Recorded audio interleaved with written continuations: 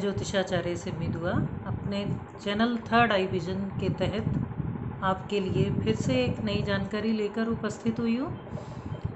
आपको पिछली वीडियो में मैंने महामारी के ज्योतिषीय कारणों के बारे में कुछ जानकारी दी थी, तो उससे संबंधित काफ़ी लोगों ने मुझसे पूछा कि इसके बारे में कुछ और डिटेल दीजिए, ये कब तक जाएगी, क्या भला भला, इस तरह के कई क्वेश्चंस मेरे सामने आए। मैंने सोचा कि चलिए कुछ और जानकारी आपको देने की कोशिश करती हूँ। दोस्तों, पिछली वीडियो में जो इसके ज्योतिषीय कारण हमने राहु को लिया था, शनि महाराज और अपना जुपिटर के बारे में जो भी डिटेल्स मैंने आपको बताई थी, उससे थोड़ा कुछ और आगे की बात हम करते हैं। तो मंगल का गोचर जो अभी इस वक्त भारत की कुंडली के दशम भाव में चल रहा है और वो गोचर करीब जून के शायद मिड तक वो मंगल जो हैं वो 11वें भाव में गोचर करेंगे। तो जब वो 11वें भाव में उनका गोचर जाएगा तो वहाँ से वो अपनी अष्टम दृष्टि छठे भाव को, रोग के भाव को देंगे। हम सभी जानते हैं कि मंगल रोग प्रतिरोधक शक्ति के मालिक हैं। अगर कुंडली में मंगल अच्छा हो तो आपका इम्यून सिस्टम काफ़ी अच्छा रहता है। शनि अच्छे हों, मंगल अच्छे हों तो आपका इम्यून सिस्टम काफ़ी इम्प्रूव्ड रहता है। इसके साथ साथ लगन में भी आपके पावर होनी चाहिए।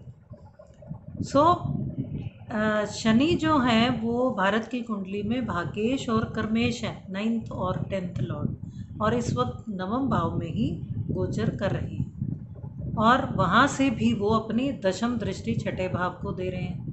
अब जब 11वें भाव में मंगल पहुँचेंगे तो वो भी अपनी अष्टम दृष्टि छठे भाव पर देंगे। तो हम सभी जानते हैं कि ये जो त्रिषडाय जो तीसरा, छठा और 11वां भाव है और इनमें अशुभ प्लैनेट्स का होना या उनकी दृष्टि का होना अच्छा माना जाता है।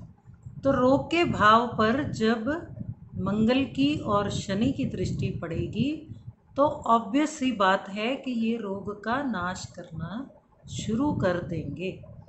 तो शनि महाराज तो पहले से ही उस पर दृष्टि दे रहे हैं, जनवरी से ही वो वहाँ पर आ चुके, लेकिन अभी वो वक्री होने जा रहे हैं और वक्री होने पर इसका इतना ज़्यादा अच्छा प्रभाव छठे भाव पर नहीं आएगा, लेकिन जब वो मार्गी होंगे तब उसका रिज़ल्ट जो है वो छठे भाव पर उसकी जो दशम दृष्टि पड़ेगी वो अच्छी दृष्टि मानी जाएगी। और मंगल की 11वें भाव से अष्टम दृष्टि, और फिर जब मंगल 12वें भाव में आएंगे तब भी छठे भाव पर दृष्टि। तो ये सारा समय जो है ये रोग नाश की तरफ वो शुरुआत हो जाएगी।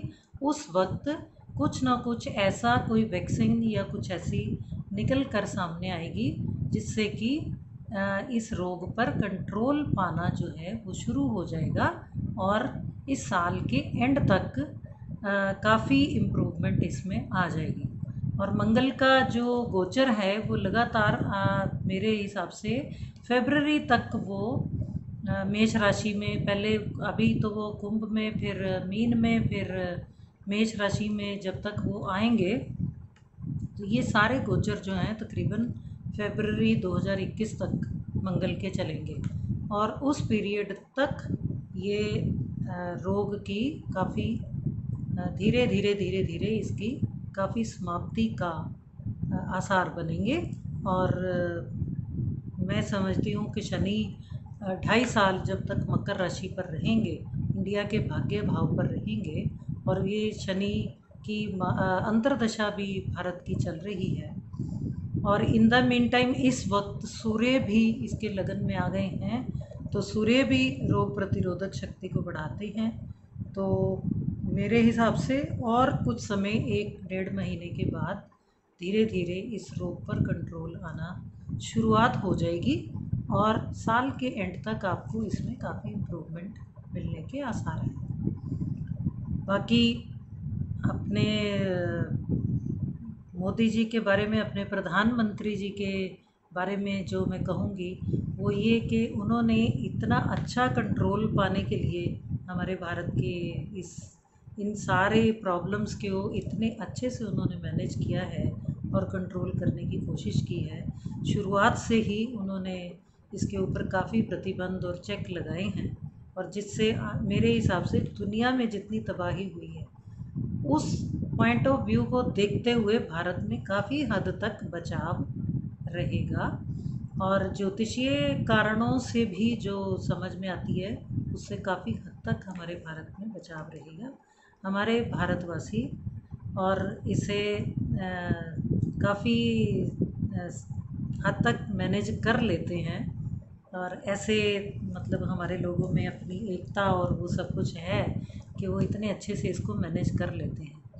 तो उन सबको बहुत बहुत धन्यवाद है जो अपने आप को लॉकडाउन में रख के इस बीमारी पर, महामारी पर कंट्रोल करने के लिए हिम्मत दिखा रहे हैं और देश का साथ दे रहे हैं और आगे भी देते रहेंगे।